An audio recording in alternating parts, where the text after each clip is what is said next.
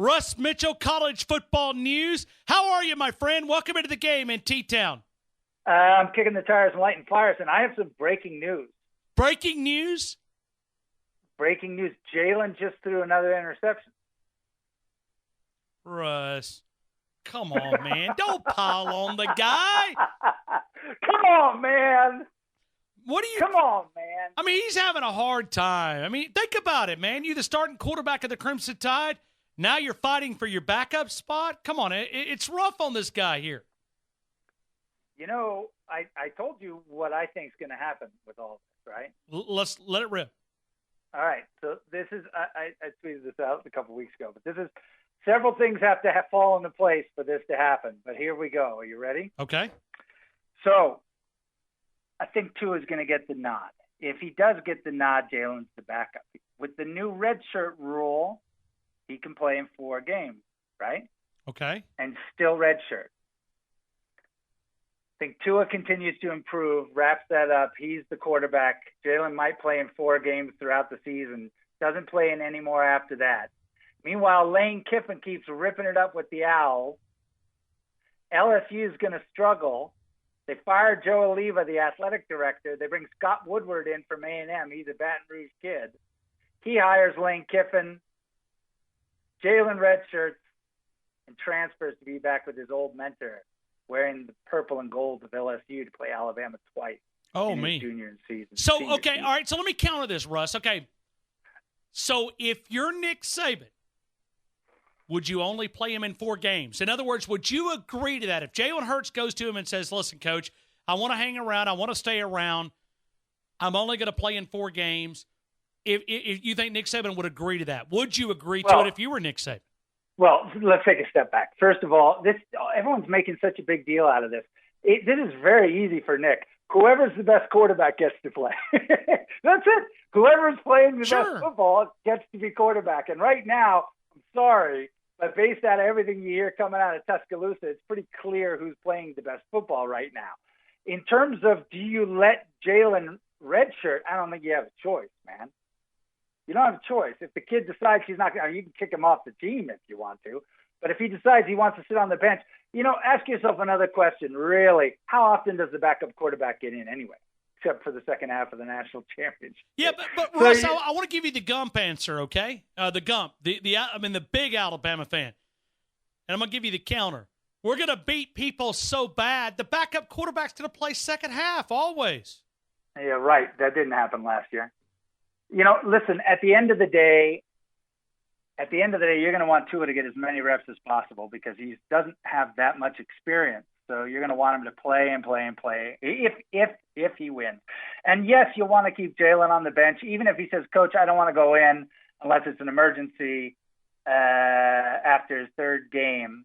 And folks, remember the new rule, you can play 4 games and still redshirt. You can play in 4 games and still redshirt. So and then remember, he came to school early, so he graduates in December, right? He does, 15 hours.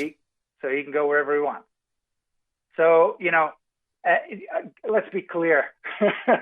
There's like 9 dominoes that would have to fall, but it starts with Tua getting the nod. And if what we've seen out of camp so far this August is any indication, then it's going to be Tua back on the field.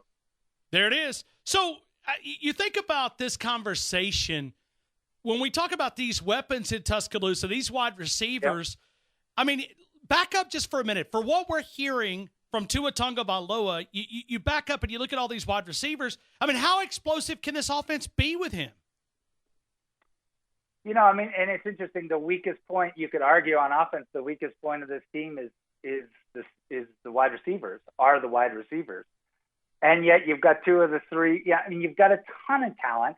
And the kids that don't have experience, it's not that they're not good. It's just that they were behind Ridley, and you got to wait your turn. So I expect this to be, again, another dynamic offense. I think the bigger issue isn't the wide receivers. It's, changing the coaching staff. And so many coaches being changed on offense. Could that potentially be a hiccup? For Alabama, it's not like September is a cakewalk Louisville obviously will be a step down. Texas A&M, not the elite, but it's not like it's 4 FCS teams. So could having so many new coaches early in September be an issue as it relates to efficient? I would say with any other head coach other than Nick, because he runs his program, with drill sergeant mentality. So I suspect that having that many new coaches will be less impactful under a Nick Saban program. Russ, let's go to the SEC East for a couple of minutes, and I want to just get your take. What do you see happening over there? I mean, can somebody close the gap on the Dogs? Well, obviously you start with Georgia, and the short answer to your question is yes. But it would have to take Georgia tripping up, right? Remember last year they went 9-0 before they got crushed by Auburn. Remember, at Auburn, in Auburn, they were 9-0. The last time Georgia went 9-0, 1982. So, and they have lost a lot of players, but they still have some talent coming back. And that was a lot of young kids that they were playing with last year. So, they've got, if you're asking where would Georgia slip, if you're going to watch one thing and only remember one thing about this call, it's on the defense, right? They only have 5 returning starters on defense. And it was the defense that catapulted Georgia in 2017. So especially keep in mind, they have in the second week, they have to travel on the road to play the Gamecocks in South Carolina. And for my money, the Gamecocks are the second best team in the East. But Russ, is there any chance that maybe this team doesn't live up to the expectations for the Dogs? I mean, because we're almost making them part of the conversation, and really, have they earned the right to be to be this automatic? Yes, we're there. Because they play in the East. If they played in the West, then no. Look at McElwain's record. Again, if McElwain only had to play SEC East teams, he'd be on par with Nick. But, unfortunately, he also had to occasionally play an SEC West team, and he had a losing record against SEC West teams. So, yes, the fact that Georgia plays in the SEC East is a huge advantage for them. For my money, obviously it's the only 2 teams that really have a chance to compete is Florida and South Carolina. There's too many question marks at Florida. I'm sorry. There's just Felipe Franks. Even if he is the starter, he only completed 54% of his passes last year, and he was even in touchdowns and interceptions. If you're going to remember one thing about Florida, this is what you remember about Florida, right? With Georgia, it's the dearth of defensive returning starters. That's the weakness. If the one thing you want to remember about the Florida Gators, it's the offensive line, right? The whole offensive line comes back. And in this era of college football, where there's so much advantage that goes to the offense with getting the ball back into play faster now, if you can get that much experience coming back on the offensive line, that's a huge advantage in today's game of college football. So, but I still think South Carolina squeezing it above the Gators with the best chance to beat Georgia. Wow. All right, let me ask you, let's say that we're having this conversation 3 years from now. Do you believe, like in other words, Russ, I know what you do for a living, okay? You and I have talked about this off record. You're a guy that knows a lot about stocks and investment. Would you invest in Dan Mullen? Would you buy stock 3 years from now that you could cash in and you say 3 years from now, he's going to get the Gators where they want to go?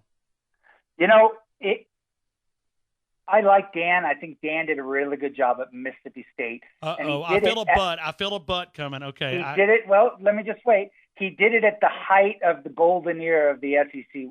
And you could even argue the height of the golden era of the SEC was predicated by the strength in the West. And he did it in a town where they only have one escalator. So, that's a joke. But the fact that he was I don't think it is a joke. I don't think it is a joke, Russ. We're 40 minutes away, brother. I think you nailed it. The fact that you don't know whether or not it's a joke, it's pretty impressive. Everybody just stop for a second. it's very impressive what Dan Mullen was able to accomplish at Mississippi State. And then if you take it one step beyond that, even in the games that he lost, like you think about some of those games against Alabama, some of those games against LSU when LSU was good, State would, some of those games against the Auburn Tigers, State would usually, hang in close, and they would play tough, physical, punch you in the face defense. They would just run out of gas in the fourth quarter because they didn't have the horses. Well, Mullen's going to have those horses at Florida. So, and he's an offensive guy, and yet those defenses played like that under him at State. So yeah, I'm long on Mullen because I think he'll have the recruiting, he'll have the horses. The defenses, I think, will play for him at Florida. Florida always has good defense. I think they'll play for him at Florida the way they did at State. He'll get that offense turned around. I don't think it'll be with Felipe, but he'll get that offense turned around. And yeah, I think that Florida will I don't even think 3 years, 2 years. I think within 2 years they'll be back to the Florida that we remember. All right, let me flip it around. Let me ask you if you would buy long-term stock in Kirby Smart. I mean, let's say that you're not able to cash that for 3 or 5 years down the road. Would you buy stock? In other words, he's off to a really good start, but he's also he put the bar up a little bit higher too. Boy, I am so long on Kirby Smart, it's ridiculous. I mean, that guy has done such a good. The college football is all about one thing. At the end of the day, it's about one thing: recruiting. Because it's one of the few sports at the college level you can do this where you win. Everyone, Alabama fan knows this. You win and you can still draft first, right? It's a huge advantage. And more so in football than basketball because you have so many fewer options, right? College football, you get a class of 25 or in some cases a class of 30 kids. So if you've got a top flight recruiter in college football, somebody who's head and shoulders above the rest, then that gives you a significant advantage. And I've always said, I've said on your show for years, I love Mark Richt. I think he's a spectacular guy and was a good recruiter and for, just as a person, maybe the best person in our business, in the college football business. Behind the mic, coach, anything. But he couldn't win. And the difference is, he always had top 10 recruiting classes, but as his term went on, his record in the last 6 years against teams with just a winning record, teams in the SEC that finished just with a winning record, Mark Richt was like 5-18. Kirby wins those games. And if you combine that with the recruiting that he's been able to do and what he's learned working for Nick Saban for so long and how to run a program, how to be a CEO, Katie bar the door. Kirby Smart is going to be the albatross around Nick Saban for the next few years. You watch. Nick will still win most of those games, but Kirby will be the guy who puts up the fight. Going to be a great conversation. Russ Mitchell, college football news. Listen, man. We're glued in on this quarterback thing. I mean, we're watching every move here. I mean, we're looking for any type of hint from Nick Saban. He's not going to give us anything. I mean, no, he won't. And so we're just trying to play it by ear. I believe not small actually, but I believe a birdie told me that his guess was that it would probably be decided by the end of the second scrimmage. Well, that's Saturday.